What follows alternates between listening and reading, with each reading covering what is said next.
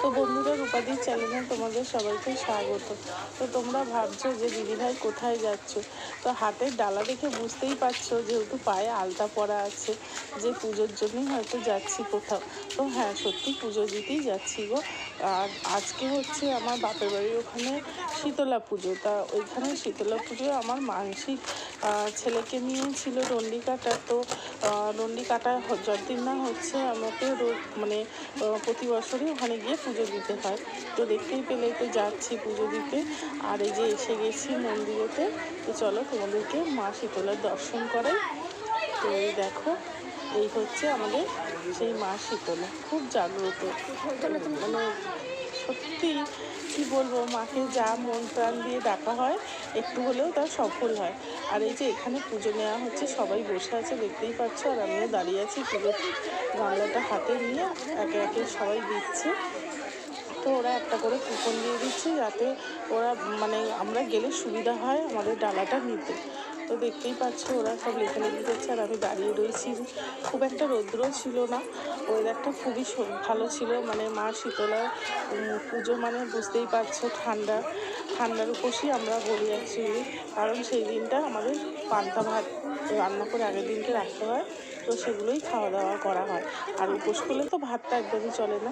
তো এই যে পুজো দেওয়া হয়ে গেছে, এখানে এসেছি, মোমবাতি আর ধূপ দেখাচ্ছি মাকে, দেখতেই পাচ্ছ। তো সত্যি তো এই যে দেখো, মাকে দেখানো হয়ে গেছে। দেখি ওই যে নিচেটায় সবাই দিচ্ছে, ওখানেই দেওয়া হচ্ছে ধূপ মোমবাতি। তো সাইডে ওটা সোজাসুজি সামনেটা দিলে তো অসুবিধা আছে, সবাই যেহেতু দাঁড়াচ্ছে ঠাকুরের সামনে, তাই সাইডে মায়ের মন্দিরের পাশে ওখানেই ধূপ বাতি দেওয়া হচ্ছে।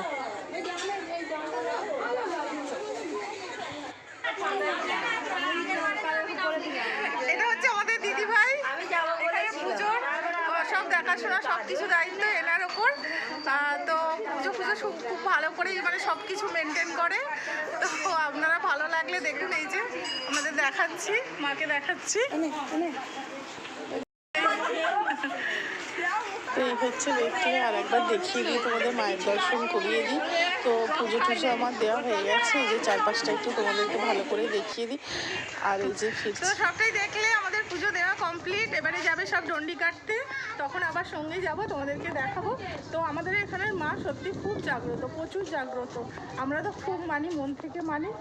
আর এবছর আমার ছেলেকে নিয়ে আমার ডন্ডি কাটার ইচ্ছা ছিল, কিন্তু ছেলে বললো না এবছর না, কারণ ওর মানসিক আছে। এবছর না, সামনে বছর মায়ের কাছে ডন্ডি কাটবো। এই দেখো আমাদের এক মাসি, মানে আমার মাসি, অনেকদিন পর দেখা মাসির সাথে। এই হচ্ছে আমার বন্দনা মাসি।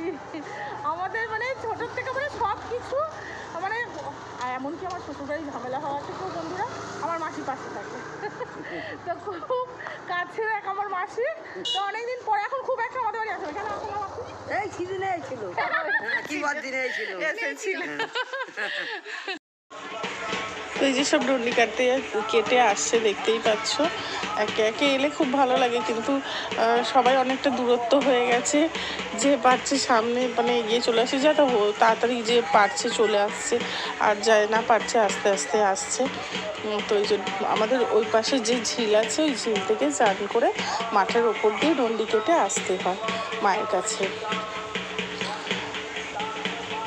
তো ওই দূরের দিকেও সব আছে, ওরাও ডন্ডি কেটে আসছে, আবার কিছুজন চলেও গেছে। আর এই যে আসছে, দেখো পিছন ওই একটা পুচকি, ওর মায়ের সাথে ও ডন্ডি কাটছে। তো বন্ধুরা, ভিডিওটা যদি ভালো লেগে থাকে অবশ্যই লাইক কমেন্ট শেয়ার করে দিও, আর চ্যানেলটাকে ভালোবেসে সাবস্ক্রাইব করে দিও, আর অবশ্যই সবাই পাশে থেকো।